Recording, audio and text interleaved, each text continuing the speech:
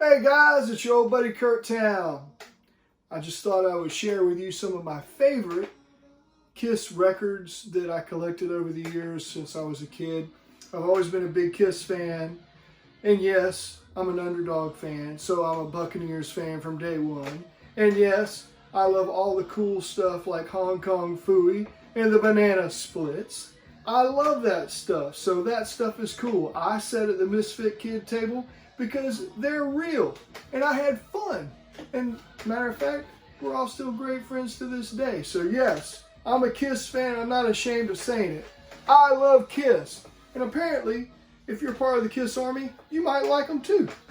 So anyway, here's some of the stuff that I love that I just wanted to share with you of my own personal collection. I got a lot of Kiss stuff, but out of my records, I just thought this was really cool. Some of the things that I found over the years, and I love going to like old record shops and, those type of things. I just think it's really cool. It was always a fun experience for me. I've always loved record stores.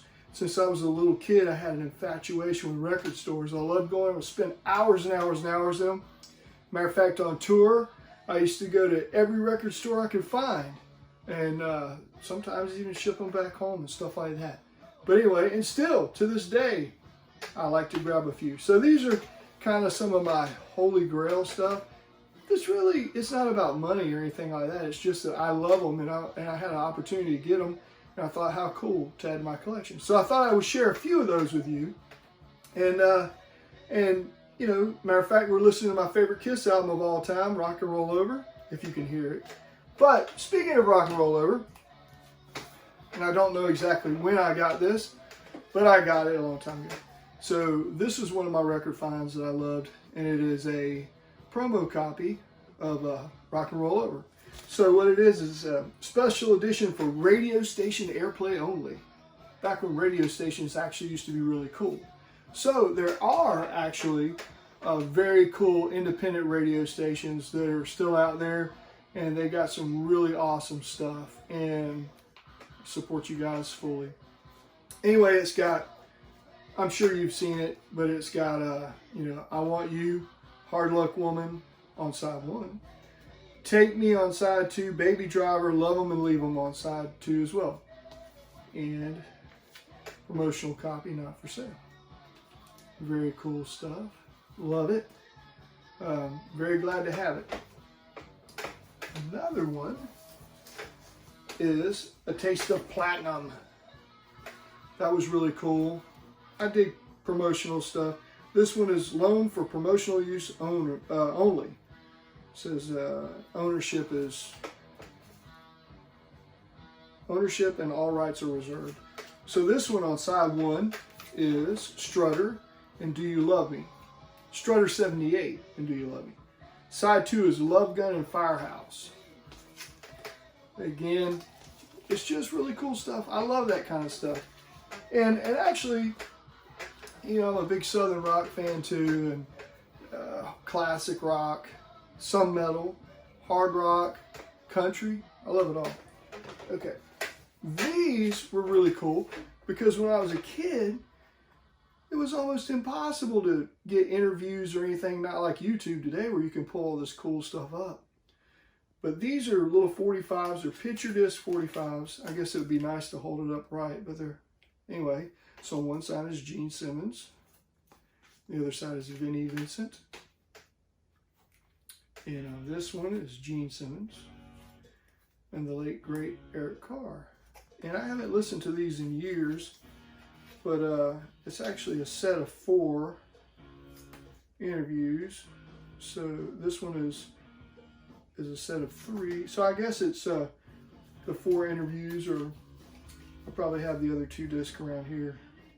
I bought everything I could, and especially in the set, so I'll look for that in a little bit. I just grabbed some stuff. I just grabbed it thinking it would be cool to show you guys. And really I'm experimenting with this. This is my first YouTube attempt at this, and I'm just doing some stuff for fun, just to share with you. So there used to be this really cool radio show called Metal Shop, the only show with teeth. And so they would get these records in that were supposed to be destroyed and many of them did. And these particular ones I got, one was broadcast October 23rd, 1987, and the other one was September 4th, 1987. So that would be the Crazy Nights era, and some of the bands on here, of course it's Kiss, but some of the metal shop stuff. For instance, on this one, comes with this cool little thing, and it would tell you about it. So this was actually played on the radio station and checked off as it went, and it has commercials and whatnot. So it's got Kiss Crazy Nights, and then a local, advertisement. It's got Helix. It's got Battle Zone, which is Paul Di'Anno. It's got Deep Purple, Woman from Tokyo. And then it has just different promos and metal shop promos and whatnot. And then it goes through some AC/DC, Aerosmith, Rush, more Rush, Interview with Geddy Lee, and then Out Notes. And on the other one, it's very similar. I haven't listened to them in a long time, but I love that stuff. And I love King Biscuit Flower Hour, because King Biscuit Flower Hour was awesome. But here's another one. This is October 2nd, 1987. So I'm a big Randy Rhoads fan too, so anything with tribute I would have tried to buy. This is also Crazy Nights. So it just has Lizzie Borden, Interview with Paul Stanley, Rush. It has, wow, Shock Me, Def Leppard, Animal, Flaming Youth. That's a shocker. So anyway, it has some really cool stuff, and it's just neat. I like collecting stuff, so it's cool.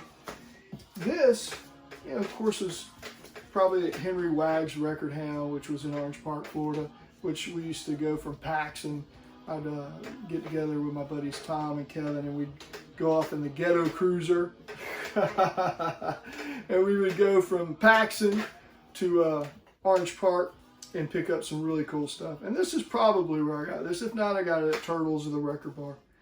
And this is a German copy of Best of the Solo Albums. And I love all those things. I love stuff from Japan, love Japanese stuff, love German stuff. I love all over the place, but this is cool. And it's got August 1st, 1990 concert ticket in it. And it's from Kiss. So that would be the Hot in the Shade tour, where I first met Paul Stanley and Gene Simmons and hung out with Eric Carr for a couple of hours, actually. And that's a story in itself. And that was a blast. He was a super cool dude, super humble guy. Just really, really super cool. Then this is a band called Treasure, which was Vincent Cassano, Vinnie Vincent. And it's a promo copy. How cool is that? So I got this. It's a pretty cool album. I haven't listened to it in a long time. So, it for the time, I mean, the songwriting is really cool. But for the time, it's cool. And I like everything. So, I can appreciate things for what they are. I don't have to look at it or, say, well, it's not like Kiss or something like that. Who cares? This is a really cool album. I have two of them. And when I first met Peter Criss, actually at a Kiss convention in Orlando, Florida, don't remember what year, he said, if anybody has this album, man, I heard it's going for a lot of money. I'll sign it and we could split it. And we were laughing, of course, But I thought, oh my God, I have that at my house. But I have a really cool Kiss Meets the Phantoms poster. Kiss Meets the Phantoms. Kiss and the Attack of the Phantoms. It had different titles, but that's the one. And so it took me 4.5 years to get that signed, and by each member. I got Gene and Paul. I think it was August 2nd, 1990, because I have the ticket there. It was the next day, and they signed it first. And then I met Peter Criss, and then I met Ace Frehley, and I got all four of them signed. It took me 4.5 years. I love it. So this is a Chelsea album, and it's also a sample copy, which is really cool. And I didn't have it with me for him to sign it, but I think they were allowed to sign one item, so I took that one, and I don't regret it. It's cool. So this is a cool album. Again, it's different. This was pre-Kiss. And those are just some of the things. And I've got other things. You know, I got some really cool little, 45s and stuff. Some different stuff from Japan. I love all that stuff. Books, cool stuff. And I dig that, Shoot, man. You gotta like something. I like records. Always have. Loved them. So anyway, I got that. I got some, many things. So I got books and comic books. When I was a kid, of course, I bought the comic books, and I still have those. And then I acquired the second comic book later, actually. Not sure what happened to my second one. I got the first one, held on to that. So anyway, we've got really cool stuff that just means a lot to me. Tour books and whatnots, but it's just fun stuff. And I thought I'd share some of that with you. And I'll share different things. I got, really cool stuff that over the years, being on tour, becoming friends with people, that type of thing, I got them to sign, or just, meeting them at their shows or whatever. And I got the stuff to, them to sign it, but never for resale. It was always just for my personal collection of things that I love and I, enjoy and treasure, because it means a lot to me. But anyway, and by the way, when I met Kiss, Gene Simmons, he's cool. Peter Criss was super cool each time I met him. Ace Frehley was nice. He had, he was a little under the weather each time, under the weather. But, he's cleaned up now, man. God bless you. And Paul Stanley, we actually did a show in New York City, actually New York State, and his son Evan's band was one of the bands that was on the bill with us. And so the promoter asked me if I wanted to meet him. I said, absolutely. So I met him, and I said, man, I have to tell you something. I said, I met your dad on the road many times, shows, hotels, wherever. When you're touring, you meet them, truck stops, sometimes. And I said, I want you to know something as your dad, about your dad, that's really cool, that you probably haven't heard from anybody else. And he said, what's that? And I said, well, your dad has always been a gentleman to everybody I ever saw, no matter male, female, older, younger, it didn't matter. He was always a complete gentleman, even when things were not so good, different times, because things happen, backstage or on the road, whatever, trying to get ready for a show, things get crazy. But Paul Stanley has always been a gentleman. I said he's always treated everybody with the utmost, highest respect.